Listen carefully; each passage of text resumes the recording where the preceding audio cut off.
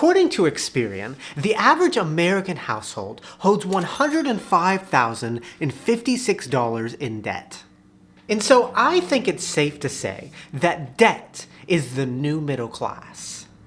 Without debt, the American middle class doesn't exist. I mean, most people are living paycheck to paycheck, have very little savings, and are one emergency expense away from crisis. The only thing that is keeping most people in the middle class is easy access to credit. Their car is on a loan, their clothes are on a loan, and even the Chipotle burrito is taken out on a payment plan. And in this video, I want to talk about the taboo topic of America's fake middle class that only exists due to easy access to credit. I want to talk about the middle class before debt, how debt entered American life, and the reality of a debt-fueled middle class. So to understand how debt became the foundation that is holding up the modern middle class, we first need to go back to the time when the middle class existed without it. Chapter 1, the middle class before debt. Believe it or not, but there was a time in America when the middle class didn't need debt in order to have a good quality of life. The first true middle class in America was born out of the post-World War II boom and came from a combination of good labor conditions and good social programs. It wasn't credit that lifted up families, but it was an intentional, equitable system that did. However, the truth is, it wasn't just policy that created this middle class. But back then, life was a lot more simple and more affordable. The average home was under 1,000 square feet in basic. Entertainment was listening to the radio in the living room. Vacations were simple. Eating out was a rarity. And things were built to last. And in addition, back in the 50s, culturally, America was a very different place. There was less of an individualistic culture of seeking material goods for belonging and identity, and more of a communal identity through churches, unions, and local civic clubs. Culturally, people were more modest and conservative, and even entertainment reflected that. Unlike popular TV shows now focused on consumption and individualism, the most popular shows were about modesty, like Leave It to Beaver, Father Knows Best, and I Love Lucy. And finally, money was viewed very differently back then. Most adults in the 50s lived during the Great Depression. So they saw the value of saving, being frugal, and focusing on value, and the financial system didn't give easy access to credit, and debt was viewed as risky. America's first middle class looked very different than it does today, but over time, America learned how to feel prosperous without actually being prosperous. Chapter 2, when America learned to fake prosperity. When the middle class was taking shape, debt existed, but it wasn't a part of everyday life. People used it for big long-term purchases, not small short-term purchases. Debt as an everyday practice came slowly and quietly. One of the first forms of everyday debt came in the form of store charge cards. Department stores like Macy's would offer loyal customers the option to purchase a product on store credit and pay the store back over time. People could experience ownership without actually owning it, and this practice became more widespread over time. The next great leap to a more credit-driven system happened by accident in 1950. When a man named Frank McNamara was dining out, he realized he forgot his wallet and was unable to pay the bill. Embarrassed, he vowed to create a new way to pay without cash. And the Diners Club card was born that allowed cardholders to purchase meals at a variety of restaurants, and the customers could pay it off at the end of the month with a processing fee.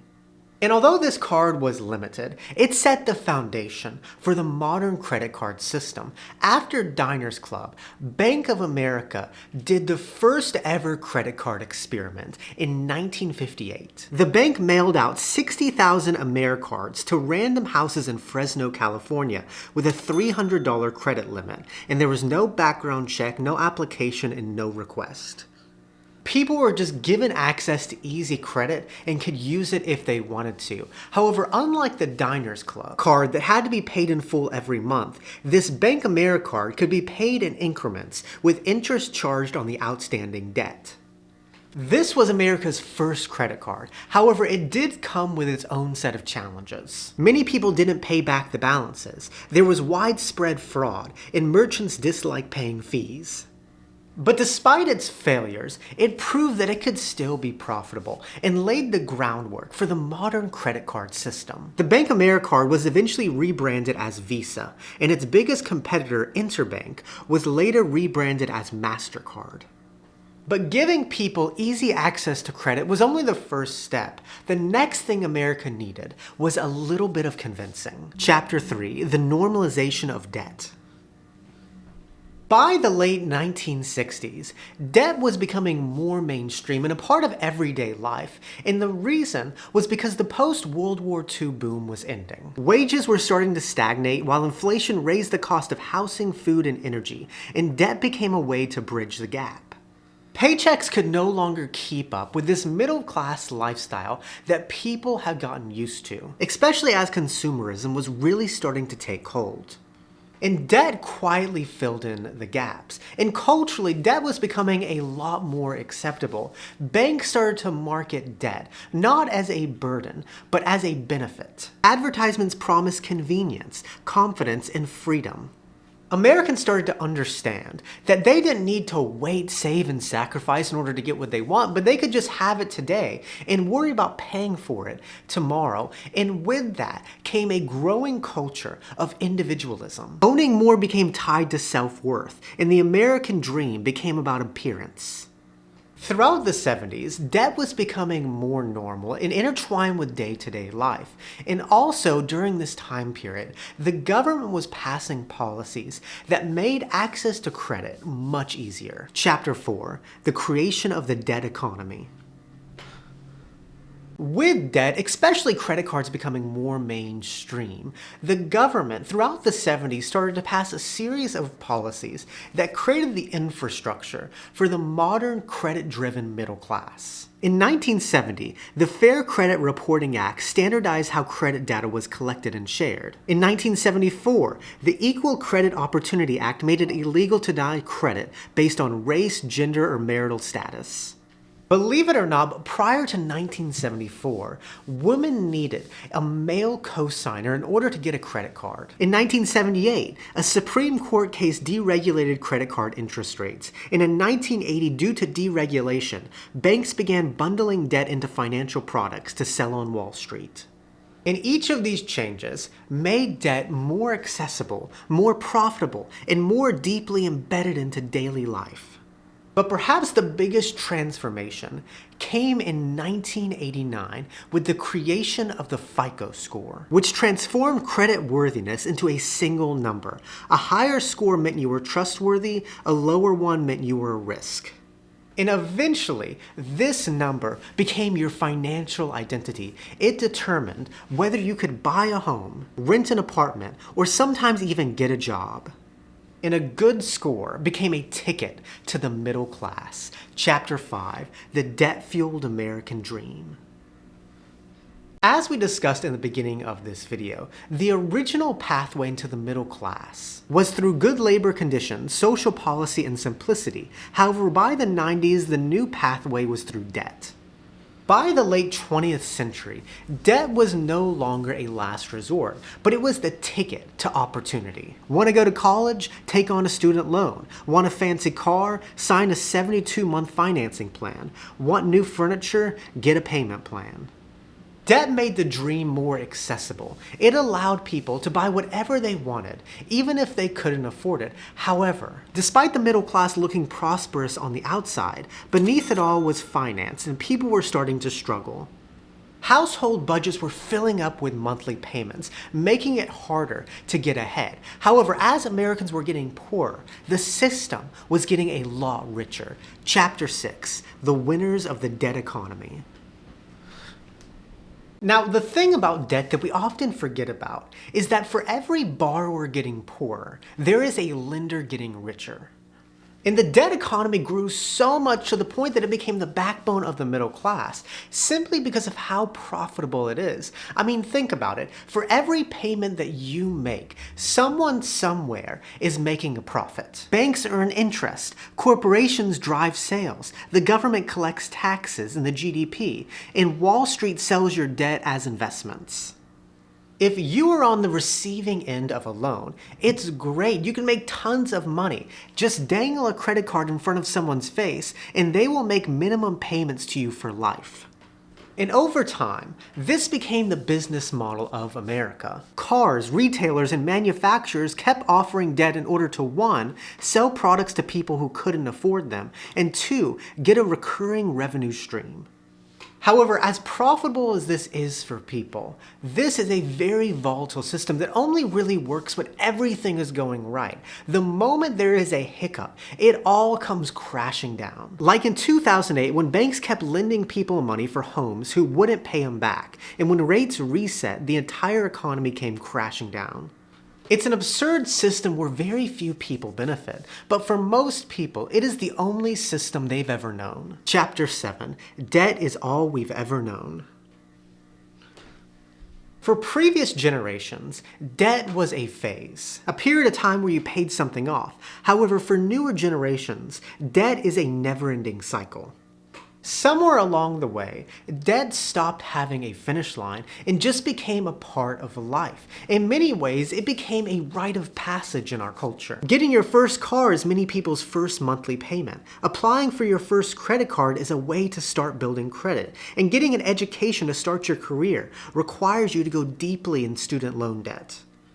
These are milestones that our culture often celebrates, but in reality, they trap people financially for the rest of their lives. I mean, by the time most people in my generation started their careers, they were already deeply in debt, and that changed everything. It forces them to take jobs they don't want, stay in careers they don't like, and put their dreams on hold just to keep up with payments.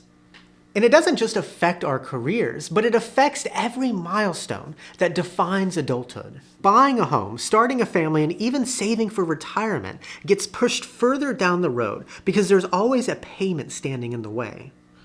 For many young generations, this isn't personal failure, but this is a system they inherited. They don't know any better. They thought they were making the right decisions, but in the process, they got trapped financially. And with each generation, it becomes harder to learn lessons from the previous generation because of how debt is marketed. Chapter 8, the rebranding of debt. Debt is hard to master because it's always reinventing itself, and every generation is told that their version of debt is different. For our grandparents, it was store credit. For our parents, it was credit cards. For us, it was student loans. And for future generations, it's fintech apps and buy now, pay later. Debt is always evolving, waiting for its next round of victims, but the system is always the same. Loan someone money for something they can't afford and get them to make monthly payments forever. And it always works because people always crave instant gratification. But the problem with chasing instant gratification for too long is that you are met with a very scary reality. Chapter 9, the silent epidemic.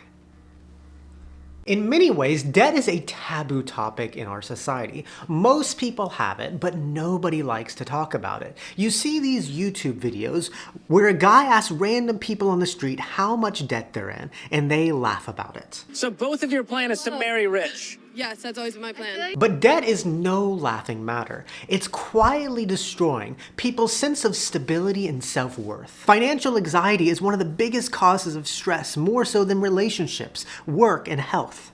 And this constant stress wears you down over time. It breaks your spirit. It makes you feel trapped at a job you hate, scared to take risks, and feel like you're never gonna get ahead in life. But because money is such a private topic, most people suffer in silence. Nobody talks about it. On the outside, everything looks fine. But behind closed doors, many people are losing sleep, fighting with their partners, and wondering how they'll ever get ahead because of financial problems.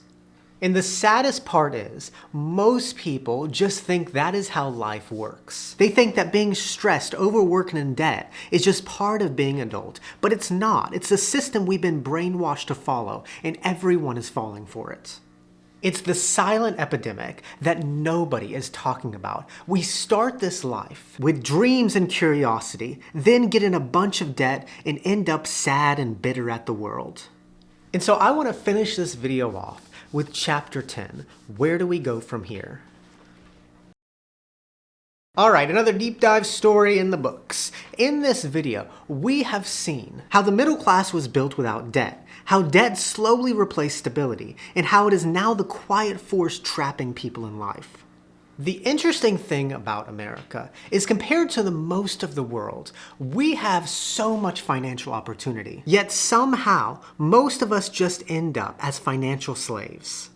And so I want to finish this video off with 3 takeaways that I learned from making this video. 1, debt is a habit, not a necessity. In our society, debt is normalized. Many people believe that they need it in order to have a good quality of life, but that is not true. That is just what we have been taught to believe. Debt is a habit, not a necessity. It's a product of marketing, convenience, and culture. I've avoided debt all my life simply by believing that I can have a good quality of life without it, and that habit has opened up so many doors. 2, debt makes life worse, not better.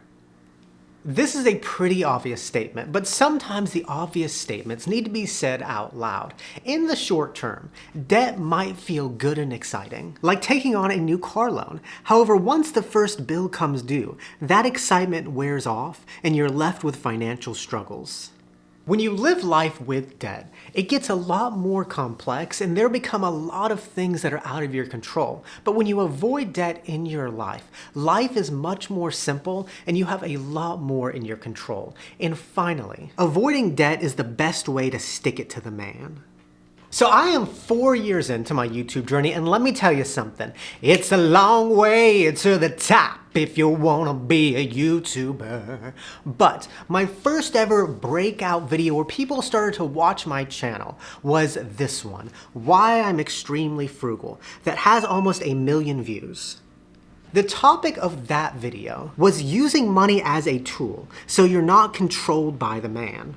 And in that video, I explained that I choose to live a frugal life because I never want to be at the point where I am so deeply buried in debt that someone else controls my choices. I want the kind of financial security that lets me give a middle finger to the man without worrying about the consequences.